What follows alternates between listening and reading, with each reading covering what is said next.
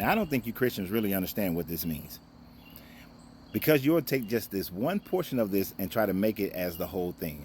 Do not make idols or set up images or a sacred stone for yourselves.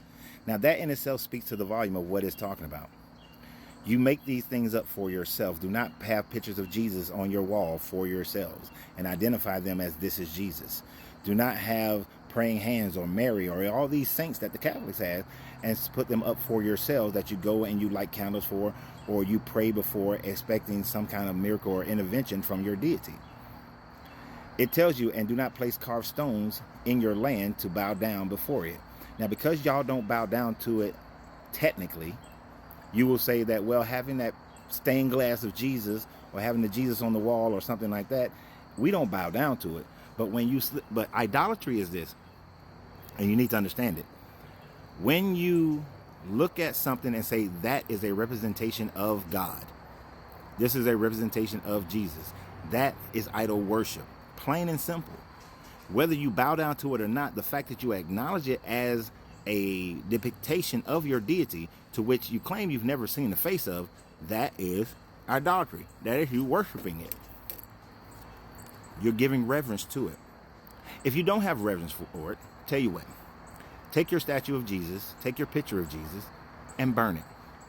If you cannot burn it, if you cannot destroy it, then you have reverence for it. If you do not have any emotional attachments to it, then you have reverence for it. You have made that your idol. You have made this picture of Caesar Borgia your idol. And if you paint him black, you have still made him your idol. This is what this deity was actually talking about, and not the fact that people have used doctrine to say that that's not what he was talking about. Oh, I can't have my picture of Jesus and all that sort of thing.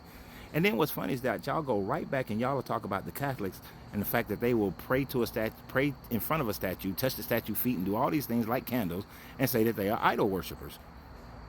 You do the same thing. But this is the way that it works. Whatever you do and claim you're doing it for your God, you say that it is for your God, so it's perfectly fine.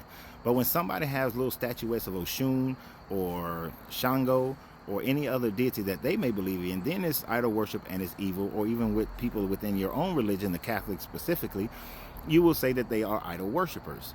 But if you got those praying hands, if you got that dove, if you got that Jesus picture, you are an idol worshiper as well. But it's what you've grown up with. It is what you are accustomed to. It is what the larger masses of society say is okay within your narrative. And therefore, you make it okay for yourself. But at the end of the day, for those of you who claim that you're going to follow this book, worship this book, and follow this book and live your life according to this book, you're not doing it right.